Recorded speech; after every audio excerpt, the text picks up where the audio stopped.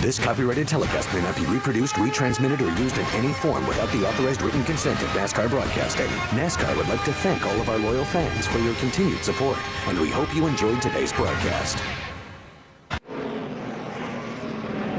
Okay, so I jinxed it. Caution is out here at Bristol. Jimmy Spencer bounced off the wall exiting turn 2, and then couldn't get a break in traffic to get down to pit road, so stopped on the racetrack.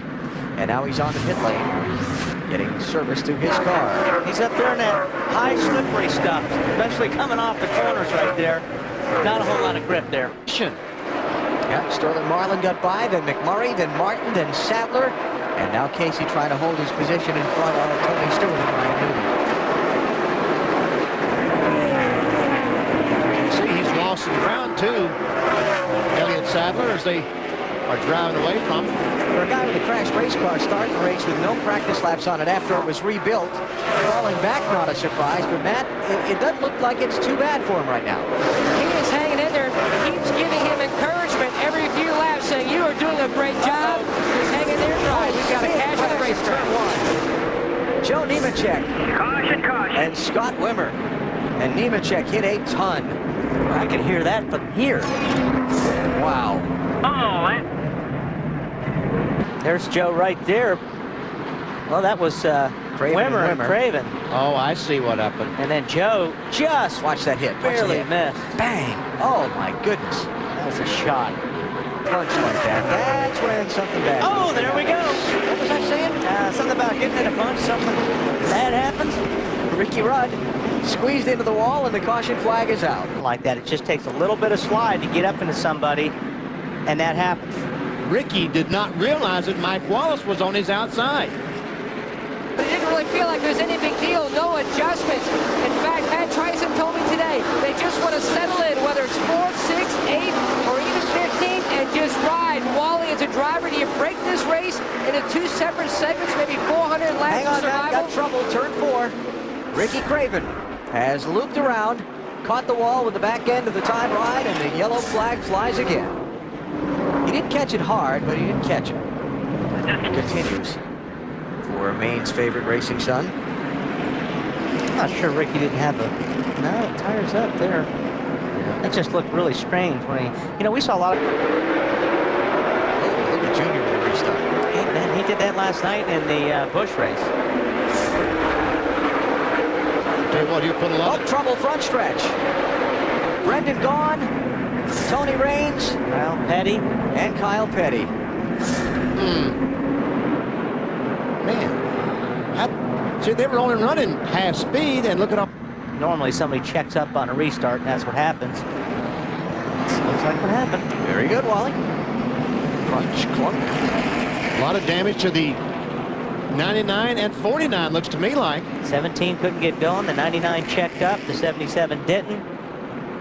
Chain reaction. And there are a couple of radiators whose content Harvick falling back, and falling back big, Dave. When there's long green flag laps on this track, Alan, it can wear you out physically. Kevin Harvick's arms are asleep. He's looking for a backup driver. So anybody that, he almost has a wreck in front of him to get the caution, but he's looking for a backup driver right now because he cannot operate his vehicle correctly. Well, here's the deal. You run these long greens, and you can't get in. You can't get a drink of water. You can't put the ice pack. And I'll tell you what, you get dehydrated here. Like I talked about earlier, this is the most physical racetrack you run.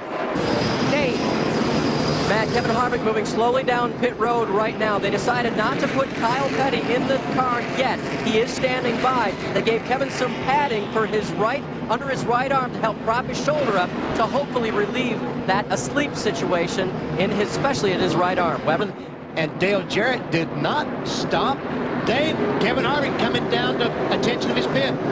And once again, Kyle Petty, whose 45 car is out of this race, wrecked earlier, has been called to replace Kevin in the cockpit. They're about the same size height, while Kyle may be a little bit taller, and hopefully able to overcome that right shoulder situation that Kevin was having. Again, his right arm falling asleep. They know they have to get someone in there, so they'll pull Kevin out, and they'll put Kyle Petty in the 29 car. And they're going to lose at least a couple of laps making this driver change, at least one, getting Kyle strapped in as the pace car is almost around to them now. And this is going to, they're going to take a hit in points because of this. So big turn there for some of the drivers in the race to the chase in the late stages here at Bristol tonight. Relief drivers used to be not an uncommon thing here at Bristol, right, BP? Oh, no. I came here with John A. Esman about every time I came in the 70s. I finally figured out how to hold my head up, and it was okay after that. But you actually won a race with a relief driver here, right? Yeah. John A. and I won the race by 7 laps. So Harvick getting attention for the numb left arm. That'll cost him. He'll have to come back. I thought he had to run at 30 miles. Oh, Newman, man, he drove it in there. He wants that lap back bad. Yeah, Newman is the first car a lap down in the 12 in 9th place. Oh, we got trouble. Dale Jarrett. Sterling Marlin goes around. Tony Stewart goes around. Now And it gets gets nailed clobbered. by. Cautions, breed cautions. Dale Jarrett running second. One of the drivers in that race to the chase, and he gets turned around with 135 laps to go. He may be okay, though. I don't think Doesn't look like he got hit. The 31 gets into the back of the 88, perhaps? Yep. Looks like the 31 got on the apron of the race. I tell you what, look at how in the world those guys go on the apron and control the thing. I will say this for Robbie. I think he got on the apron trying to stay off. Oh, yeah, definitely. You know, he got down there, but the problem is sometimes when you get down on that apron, like BP says, it shoots you back up the racetrack. So caution flag is out. Brian Vickers, 25, not on the lead lap. Now, Mark Martin, the 6 car, is up there. Oh, There's a shot. He gives a bumper to that 25 car and says, okay, oh, there we trouble. Rusty Wallace, crunch. Oh, man. Bobby Labonte. Carl Edwards, Tony Stewart again. Casey Kane. Who's that radiator, Steven? That's Carl's. Carl Edwards. One race. It all started, I guess, when Mark and the 25 car got together. Rusty gets in the back of the 16. DJ gets in the back of Rusty and somehow gets by. Oh, man. Tony Stewart got a piece of that. Pretty big one. Nowhere to go. An even more impressive night considering, Alan, on the first stop of the night, they made a wedge and air pressure adjustment. On the second stop, they undid what they did on the first stop. Since then, only 2 air pressure adjustments for the 8 car.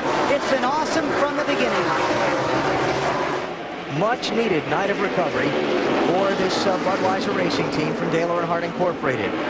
Dale Earnhardt Jr. last one on May 15th in Richmond, Virginia. Led the championship after 9 races this season. Was second after 5 more. Dropped to 3rd at the Pocono race. Sorry, Alan, but I'm trouble. looking at stuff out the window. Matt Kenseth got bumped and There's the around. retaliation bump. Yeah. Boy, he had the 17 way out of shape coming off turn 2. They got away with it. So anyway, about Junior. I'll let you know if anything happens out here. One of those kind of things. Just thinking back to July 18th, the day that he was burned in that fire in the sports car race. The morning of the sports car race out in Sonoma, California. What a tough journey it's been for the young man. Remember watching him walk into the garage area in New Hampshire, limping badly, the neck bandaged, wondering probably in the back of his mind if he'd thrown his chance at a championship away or how badly he'd hurt it. Certainly they've had reason to question that over the last month and a half. But that's one good thing about this new point system that NASCAR has put in place, the chase for the NASCAR Nextel Cup. He could loaf a couple of races when he was hurt, and he still is in contention.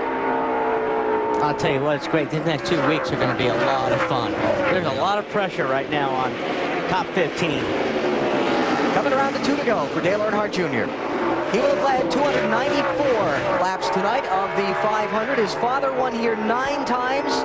He's trying for his first. And what he does not want to see is White flag this time, box. a caution flag. Let me get that white flag, he said. Please let me get that white flag. And here it is, final lap for Dale Earnhardt Jr. 160,000 here at Bristol on their feet. Heavily partisan crowd at a place where his father had so much success. He won the Daytona 500 earlier this year. He'll add another of NASCAR's majors to his resume tonight as Dale Earnhardt Jr. wins the Sharpie 500 at Bristol. Hey! Ha! That's awesome! Ha! Good job, Yuri! Hell yeah! I'll tell you, this place is it is a special win for these guys. This is a tough place to win a race. Dale Earnhardt Jr., the first ever driver to sweep a weekend here at Bristol. The Busch Series race and the Cup race in the same weekend. I know that sounds hard to believe, but that's the fact. He's trying to do his donuts, and other guys are trying to get back to the garage area. There you go. Now the track's yours, Junior. That's why you make the bumper strong, right there. Marty? They have been This copyrighted telecast may not be reproduced, retransmitted, or used in any form without the authorized written consent of NASCAR Broadcasting. NASCAR would like to thank all of our loyal fans for your continued support, and we hope you enjoyed today's broadcast. This has been a presentation of TNT Sports.